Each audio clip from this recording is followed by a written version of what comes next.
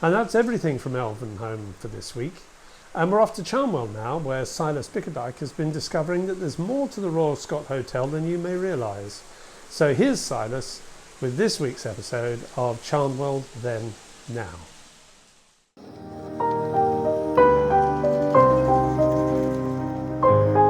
As your train arrives into Chandwell Station, you cannot help but be impressed by the sight of the Royal Scot Hotel, towering over you from its position on top of the arched retaining wall. The luxury 3-star hotel has played quite a part in shaping Chandwell. In the 103 years it has stood on the hill beside Platform 4. I'm Silas Bickerdike, and I'm going to take you on a tour of the Royal Scot and tell the story of the hotel which shaped a town. Chandwell Then Now. The entrance to the Royal Scot has greeted weary passengers since its opening in 1890, but in the early 20th century an even warmer greeting was beheld. Ron Cuba-Siddle, the seeing concierge, would greet passengers staying at the hotel with one of 100 different railway-themed serenades. Just above where Ron would stand is the Humphreys room. The room is named after Stephen Humphreys, who conceived the Chandwell dip for treating wool, the hotel bar, in 1894. The room is now the home of the Chandwell Model Railway Group. When I caught up with them, the group was putting the finishing touches to a scale model of the Royal Scot. Modeller Michael Scott said he owes it to his town for it to be as accurate as possible. When we decided to make a model of Chandwell, we knew that it was really important to get the Royal Scot just right. It's a rambling old Victorian building. It's rather complex. This view alone has 133 individual windows, and each one was made out of sticky label and cheesecake wrapping. But I think in the end, we got it spot on. But what about the graffiti? Was it really necessary to include that? Yeah, Scotty, Stanley and friends, they're a real menace in the town right now, but we decided we owed it to the spirit of Chandwell to get the Royal Scot model as accurate as possible. We spent ages down there on Platform 4 really studying that graffiti. I mean, that banana is massive. And I think in the end, we got it just right. In fact, if you squint, it's almost impossible to tell the model from the real thing. Behind the Humphreys room is the old workers' yard. Dirty and run down in the present day, the yard is where Red Ted Pashley was arrested during the 1926 general strike. This arrest led Pashley to form the Chandwell Workers' Society, which exists to this day as the Chandwell Co-op on Stubbs Road.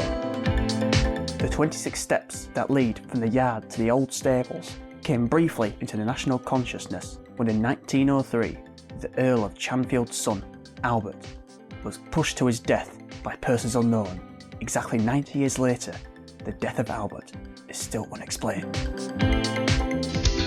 All aboard the Love Train! Tuesday night, a 70s night down at Buffers.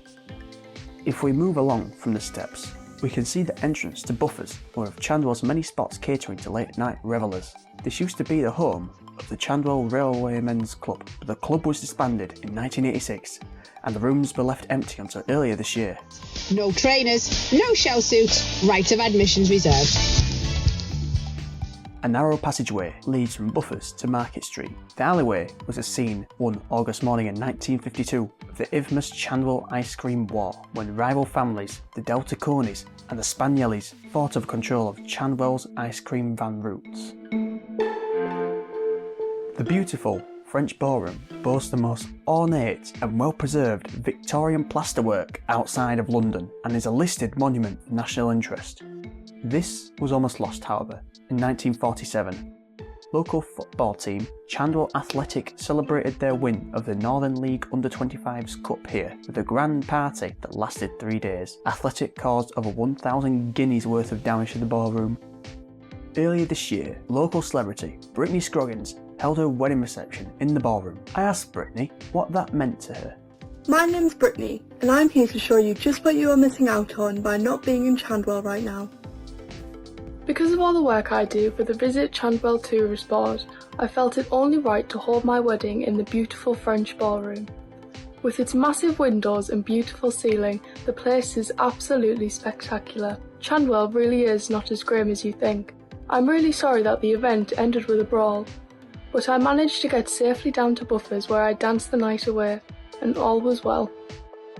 The 30-metre tall Grant's Tower, originally described as a towering achievement worthy of Rapunzel herself by the Chandwell Herald, stands 9 metres higher than a nearby clock tower on the station.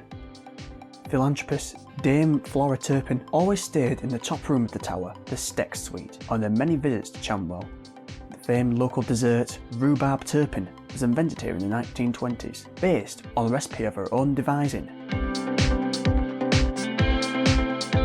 And this brings us to the end of our tour for the Royal Scot. It has proudly stood in Chandwell for as long as anyone can remember, as a history far richer than we can touch on in a 5-minute TV programme. Just like the railway that passes through the town, the hotel has helped shape the character of Chandwell, and it still casts long shadows over Chandwell at which we can all marvel.